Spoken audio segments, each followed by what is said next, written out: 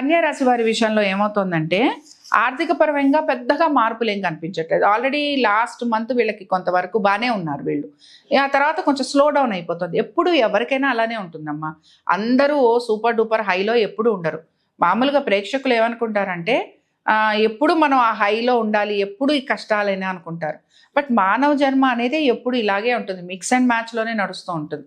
అందుకని ఏంటంటే మనం కూడా దానికి తగినట్టుగా పరిహారాలు చేసుకుంటూ మంచిని పెంచుకుంటూ వెళ్ళామంటే తప్పనిసరిగా మనకి రిజల్ట్స్ వస్తాయి. కన్యారాశి వారి పరిస్థితి చూసుకున్నామంటే లాస్ట్ మంత్ బాగానే ఉన్నారు. తర్వాత 3rd వీక్ 4th వీక్ వచ్చేటప్పుడు కొంచెం స్లో డౌన్ అయింది. ఈ వారం అంతా శ్రమ, ఈ వారం అంతా ఈ నెల అంతా కూడా, వారంతో పాటు నెల కూడా మొత్తం కూడా వీళ్ళు కష్టపడుతూ ఉంటారనమాట. అంటే ఎక్కువ శ్రమ పడుతున్నారు. ఆర్థికంగా పెద్దగా మార్పులు అంటూ ఏమీ కనిపించట్లేదు. అంటే బిజినెస్ చేసే వాళ్ళు ఉంటారు, లేకపోతే మనకి ఏదైనా హ్యూజ్ అమౌంట్ రావాలి, అది మనకి తక్కువ స్థాయిలో నెమ్మదిగా వస్తుంది, ఒక్కసారిగా రాదనమాట. అది గమనించాలి. రెండో విషయం ఏమిటి, స్త్రీలు.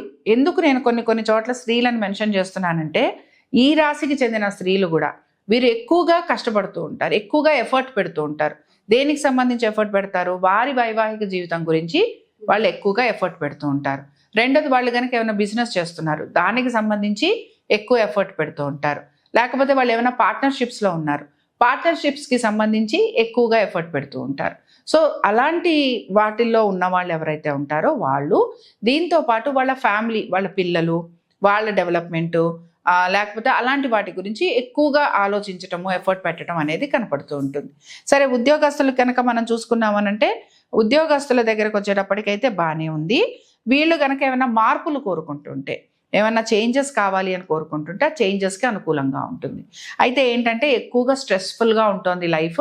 కాబట్టి ఆ స్ట్రెస్ఫుల్నెస్ అనేది ఈ మాసం కూడా తగ్గే అవకాశాలు అయితే కనిపించడం లేదు. ఇంకా రెండో విషయం ఏంటంటే వివాహం చేసుకుంటాము అనే వాళ్ళు ఉంటారు, వారికి చాలా వరకు అనుకూలంగా ఉంటుంది. కాబట్టి ఇక్కడ ప్రాబ్లం లేదు. ఇంకా దీంతో పాటు పంచమ స్థానం కూడా మనం చూసుకున్నామనంటే ఇక్కడ కొంచెం చిన్న ఇబ్బందులు ఉన్నాయి. కాబట్టి ఎవరైతే సంతాన ప్రయత్నం చేస్తున్నారో వారు మాత్రం కొంచెం మెడికల్ ట్రీట్మెంట్స్ లాంటివి తీసుకోవాల్సి ఉంటుంది. ఓకే, సో ఓవరాల్గా మనం కన్యారాశి వారికి వీళ్ళు బాగానే ఉన్నారు. అయితే మానిటరీ బెనిఫిట్స్ అనేవి ఎక్కువగా కనిపించడం లేదు, కొంచెం స్టాగ్నెంట్ పొజిషన్ కనపడుతోంది. ఉద్యోగస్తులకి కూడా కొన్ని చిన్న మార్పులు ఉంటాయి, వాళ్ళకి కొంత కన్వీనియంట్గా ఉంటుందని చెప్పుకుంటున్నాం. ట్రావెలింగ్ ఎక్కువగా ఉంటుంది, ఒక స్టాండర్డ్ పొజిషన్లో ఉండరు అనుకుంటున్నాం. వ్యాపారస్తులకి కొన్ని చేంజెస్ ఉంటాయి, ముఖ్యంగా స్త్రీలకి ఉంటాయని చెప్పుకున్నాం. అలాగే వివాహ ప్రయత్నాలు చేస్తున్న వారికి చాలా వరకు అనుకూలంగా ఉంటుంది. ఇప్పుడు కన్యారాశి వారి దగ్గరికి వచ్చేటప్పటికి మిథున, కన్య, తుల, వృషభ వీళ్ళందరూ కూడా ఏంటి అంటే చక్కగా వెంకటేశ్వర స్వామి ఆరాధన చేయటం, అమ్మవారి ఆరాధన చేయటం వీళ్ళకి చాలా మంచి రిజల్ట్స్ ఇస్తాయి.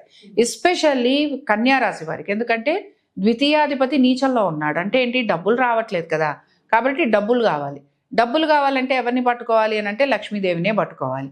కాబట్టి వీరు గనక ప్రతి శుక్రవారం, ఈ మొత్తం 4 శుక్రవారాలు మాట్లాడుకుంటున్నాం, అసలు ప్రతిరోజు కూడా, అసలు ఎవరైతే ప్రతిరోజు శ్రీ సూక్తం చదువుకుంటారో, లేకపోతే ఎవరైతే ప్రతిరోజు లక్ష్మీ అష్టోత్తరం చదువుతారో, లేకపోతే ఇంకా సింపుల్గా అంటే శ్రీ సూక్తం కొంచెం తిరగాలి, నోరు తిరగాలి, కొంచెం ఇబ్బందికరంగా ఉంటుంది, లక్ష్మీ అష్టోత్తరం చేసుకోవచ్చు, లేకపోతే కనకధార స్తోత్రం చేసుకోవచ్చు.